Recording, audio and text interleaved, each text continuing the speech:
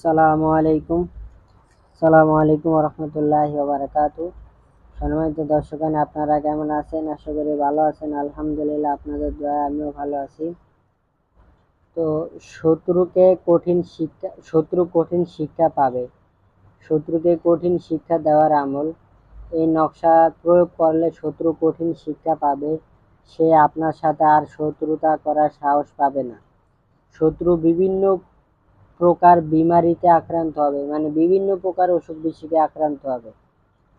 তো সম্মানিত দর্শকগণ, আপনারা যারা এই ভিডিওটা দেখতেছেন, এই তদবিরটার অনুমতি পেতে হলে ভিডিওতে একটা লাইক করবেন, অন্য ভাইদের উপকারের জন্য শেয়ার করে দেবেন, কমেন্টে বলবেন অনুমতি চাই, তাহলে অনুমতি দিয়ে দিব। ঠিক আছে? আর মনোযোগ সহকারে ভিডিওটা শুরু থেকে শেষ পর্যন্ত দেখবেন। এই যে এখানে যে নকশাটা দেখতে পাইতেছেন, এই নকশাটা শনিবার বা মঙ্গলবার জায়নামাজে বসে শত্রু দমনের নিয়ত করে শনিবার অথবা মঙ্গলবার আসরের নামাজের পরে, ঠিক আছে, শনিবার অথবা মঙ্গলবার আসরের নামাজের পরে এই নকশাটি লিখতে হবে। তো বাকি নিয়মগুলো অপর পৃষ্ঠা দেওয়া আছে, আমরা অপর পৃষ্ঠায় চলে যাই। তো সম্মানিত দর্শকগণ, শনিবার অথবা মঙ্গলবার শত্রু দমনের নিয়তে নিচের নকশাটি লিখবেন। মানে আসরের নামাজের পর নকশাটি লিখা ভালো। মানে আসরের নামাজের পর, শনিবার বা মঙ্গলবার আসরের নামাজের পর এই নকশাটি লিখবেন। ঠিক আছে? মেশক জাফরান কালি দিয়ে বোসপাতার উপরে লিখতে হবে এই নকশাটি। নকশার নিচে শত্রুর নাম ও তার মায়ের নাম লিখবেন। এই নকশা মেশক জাফরান কালি দিয়ে বোসপাতার উপরে লেখার পরে শত্রুর চেহারা কল্পনা করে লিখবেন। মানে যখন লিখবেন শত্রুর চেহারা কল্পনা করতে হবে,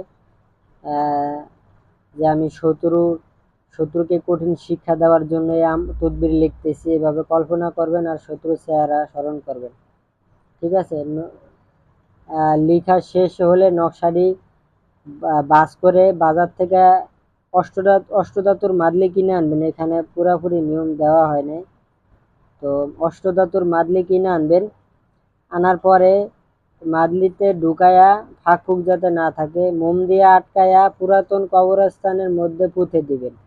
ঠিক আছে? এই আমলের বরকতে শত্রু দমন ও বরবাদ ধ্বংস হবে। অন্যায়ভাবে এর আমল করলে নিজের ক্ষতি হওয়ার সম্ভাবনা রয়েছে। তো সম্মানিত দর্শকগণ, আমরা নকশাটায় চলে যাই। তো সম্মানিত দর্শকগণ, এই যে নকশাটা দেখতে পাইতেছেন আপনারা, এটা আপনার শনিবার অথবা মঙ্গলবার দিন আপনার বোসপাতার উপরে আসরের নামাজের পর লিখবেন।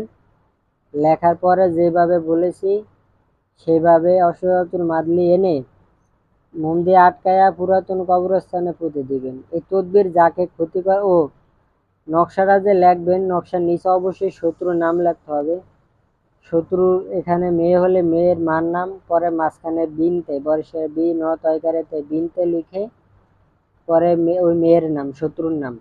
শত্রু যদি ছেলে হয় তাহলে এখানে তার বাপের নাম আগে লিখবেন, পরে মাঝখানে বিন, বর্ষের বি ন বিন, পরে ওই ছেলের নাম, মানে ছেলে শত্রুর নাম লেখা হয়ে গেলে যেভাবে বলেছি বাস করে অষ্টধাতুর মাদলির ভিতর ঢুকায়া মোম দিয়ে আটকায়া পুরাতন কবরস্থানে পুঁতে দিবেন।